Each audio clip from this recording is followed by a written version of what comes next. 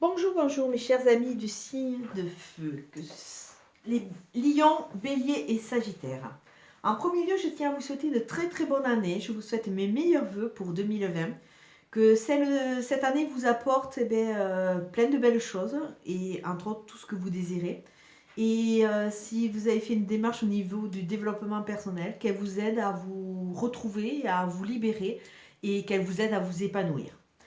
Alors, je reviens vers vous pour le tirage de la pleine lune qui arrive ce soir. Et j'utilise les deux jeux de Katia, le nouveau jeu de Katia, le portail des 12, ainsi que le 77. Avec le portail des 12, je vais regarder quelle était la maison qui allait être touchée par cette pleine lune. Et vous savez très bien qu'au niveau des lunes, elles sont là pour exacerber, pour nettoyer, pour révéler des problématiques que nous avons acquis le long de notre parcours, que ce soit dans l'inné ou dans l'acquis. Et elles sont là pour les mettre en lumière et pour nous aider quelque part à les évacuer. Alors cette pleine lune va travailler sur la maison 12. La maison 12, c'est la maison des épreuves, des secrets et de l'isolement. Durant tout le parcours de l'année dernière, c'est vrai que les signes de feu, par moments, vous n'avez pas toujours été épargnés par rapport à votre caractère entier et impulsif et assez feu, quoi.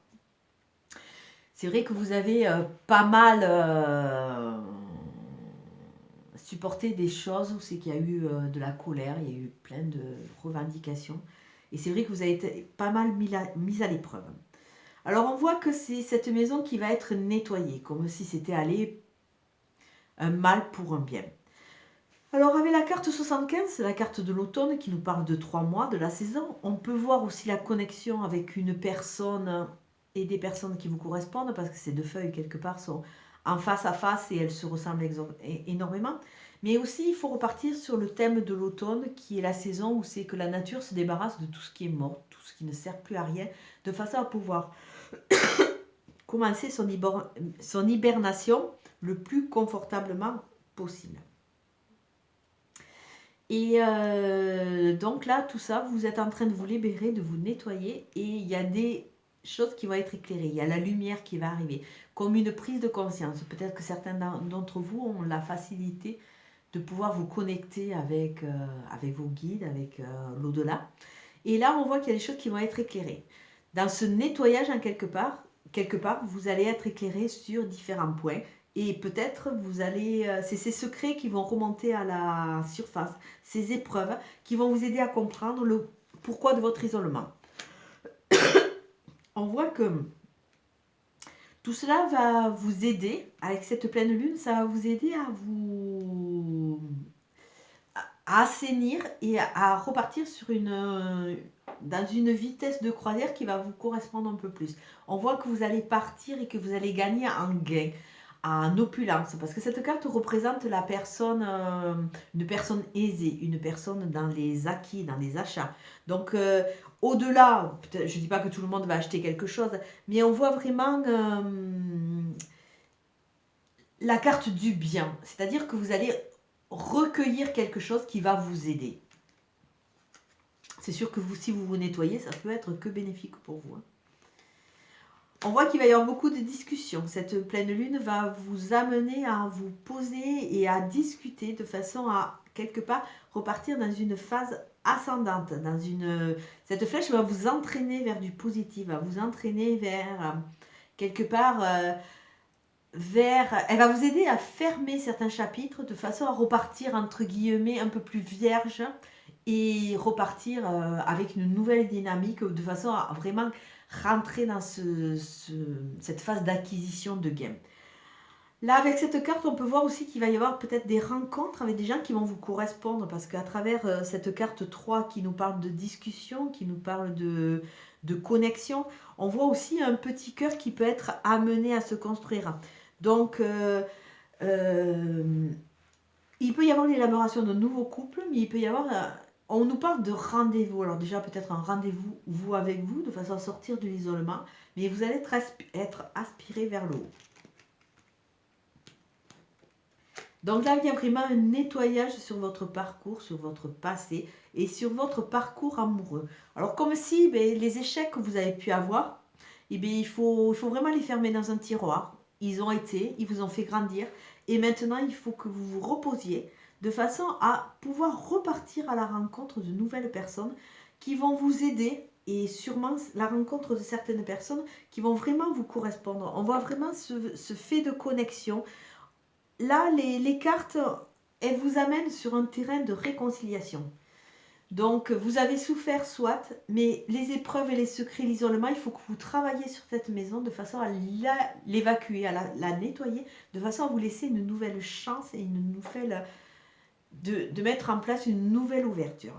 Alors ça, c'est au niveau de la lune, ce qu'elle va vous amener. Donc, elle veut vous amener à vous nettoyer au niveau de votre parcours. Et là, on dirait que, entre autres, c'est le parcours amoureux.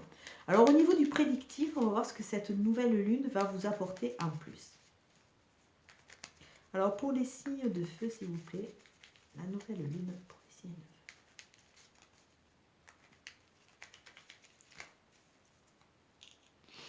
feu.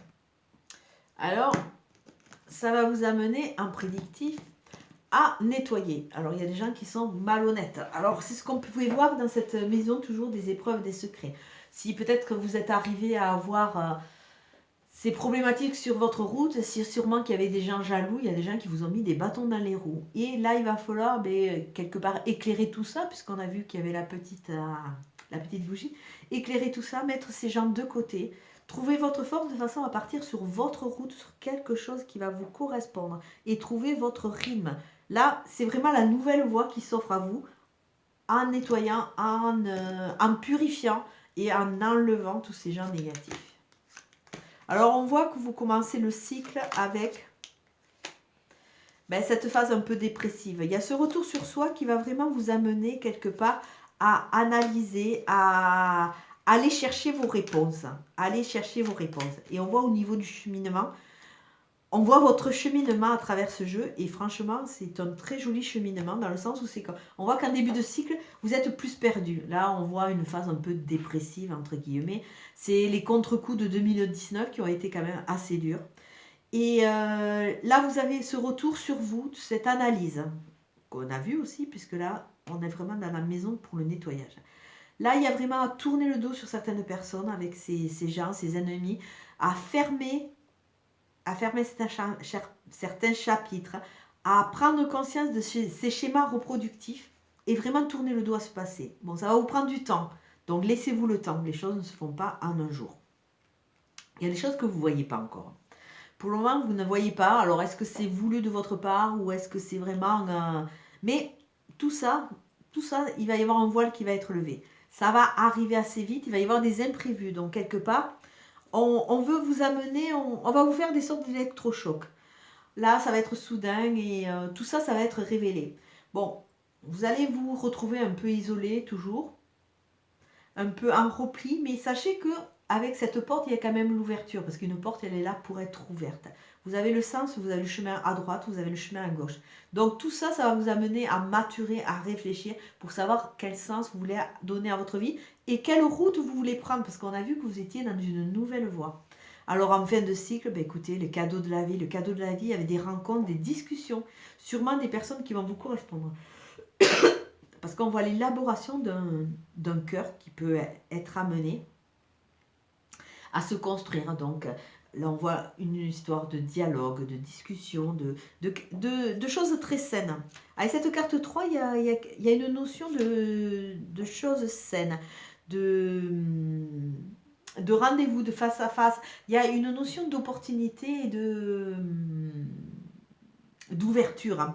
D'ouverture sur quoi? Sur des naissances, de nouveaux projets, des choses qui vont être en gestation. Alors peut-être que pour certains d'entre vous, il y a vraiment le désir d'avoir un bébé. Il y a peut-être la construction l'élaboration d'une vie de famille. Mais on voit surtout la phase de gestation. Et vous savez très bien que toute phase de gestation est toujours longue. Mais on voit qu'il y a de nouveau cet élan de vie quelque part, avec toutes ces choses qui ne vous servent plus et que vous avez avec conscience jetée. Là, vous allez pouvoir repartir sur un nouveau cycle. Et votre carte synthèse, c'est la carte du rond-point. Alors, ça représente un peu à cette porte, sauf qu'il y a une ouverture, puisqu'un rond-point, c'est ouvert. Et là, on voit que vous avez l'opportunité d'aller à gauche ou à droite. Vous êtes encore dans la phase de réflexion. Vous êtes en phase d'élaboration, de maturation. Donc après cette phase un peu d'introspection où tout n'est pas vu encore, hein, volontairement ou pas, il va y avoir des cadeaux de la vie. Donc acceptez-les, acceptez d'ouvrir les yeux. Il faut vraiment tourner le dos sur le passé, sur le chapitre, sur certaines personnes. Et avec imprévu et soudaineté, vous allez rencontrer des gens qui vont vous amener à réfléchir, avoir une nouvelle réflexion sur votre petit rond-point de façon à aller à gauche ou à droite. Là, il y a cette carte du temps. La notion de temps, c'est 1, 2, 3 jours, 1, 2, 3 mois, c'est 1, 2, 3 semaines. Là, c'est une notion de temps. Prenez le temps de réfléchir derrière votre phase un peu de repli, de retrait, d'isolement, de façon à construire et mettre en place de nouveaux projets. Donc, on voit que vous allez rentrer dans une jolie dynamique. Mais là, il faut travailler sur ces épreuves, ces secrets, de façon quelque part que ça ne devienne pas une sorte de poids que vous allez traîner. Il faut vraiment les alléger. Et là, on va regarder avec les chemins de Qumran, puisque je suis quand même pas mal dans le développement, quelle est la question qui vous accompagne ou qu'il va falloir traiter de façon à pouvoir avancer. Alors, pour les signes de feu, s'il vous plaît, la question. Alors non seulement au début on a vu que vous aviez souffert, hein, que vous aviez des épreuves, il y a eu des secrets autour de vous, sûrement des trahisons. Et là on vous dit, et si tu te pardonnais? Et si tu pardonnais? Donc si trahison il y a eu, pardonnez. Et aussi se pardonner à soi, parce que c'est vrai que quand on subit les aléas de la vie quelque part, que souvent inconsciemment on met en place, hein, il faut arriver à se pardonner. On fait tous des erreurs. Et quelque part, ces erreurs, à un moment, il faut se poser et se dire que, essayer de voir la leçon et le positif qu'elle a pu amener. Bon, normalement, dans toute erreur, il y a toujours un positif. Et c'est vrai que quand on a la tête vraiment dans le guidon, on ne voit que les négatifs. Donc, il faut arriver à se pardonner. On fait tous des erreurs. Et si ça a été mis en place quelque part, les choses, si elles ont été faites comme ça, c'est que ça devait être et il fallait qu'on comprenne quelque chose. Et si tu pardonnais, bon, c'est vrai qu'on ne peut pas avancer en ayant ces gros sabots derrière, ces poids qu'on traîne. Toute personne qui rentre dans votre vie, qui vous fait souffrir, à un moment, il faut arriver à dissocier cette souffrance et à se positionner à la place de l'autre. À savoir, c'est un peu compliqué, mais à savoir que toute personne a un parcours et sûrement, si elle vous a fait souffrir, c'est que quelque part, elle reproduit certaines choses. Tous les gens qui ont été confrontés à des pervers narcissiques, il n'y a pas de hasard. Ils ont été ou élevés par des pervers narcissiques, ou ils ont subi eux aussi des pervers narcissiques. Et il n'y a pas de hasard. Chacun a son parcours. On n'arrive pas comme ça, la fleur au fusil, toi t'es parfait, moi je suis parfaite, et toi t'es nul, et toi t'es nul. Non, chacun a ses chaînes, chacun a ses cadavres dans le placard. Et c'est vrai qu'à un moment, si on arrive à prendre ce recul et avec un regard un peu neuf quelque part, analyser le parcours de l'autre, on peut s'apercevoir que finalement, c'est souvent de pauvres personnes, entre guillemets, qui ne font que reproduire des choses qu'elles n'ont pas analysées et qu'on leur a fait vivre elles-mêmes. Bon, c'est compliqué, mais ça, c'est... on passe dans une autre... dans un autre thème, c'est par rapport, ça c'est plus le côté thérapeute entre guillemets qui vous parle. Donc voilà, la question pour vous est si tu te pardonnais. Il est temps, les signes de feu, de vous pardonner et de pardonner à l'autre. Le passé, vous me le mettez dans un tiroir. Il faut qu'il devienne quelque part votre force. Il faut qu'il vous devienne votre leçon. Mais s'il doit s'il doit rester un poids et des chaînes, là, il faut vraiment que vous arriviez à pardonner de façon qu'il ne vous entrave plus. Alors, comme d'habitude, c'est une guidance générale qui ne va pas parler à tout le monde. Prenez vraiment ce qui vous parle. C'est une guidance qui est destinée aux signes de feu en signe solaire, en signe ascendant et en signe lunaire. Là, tous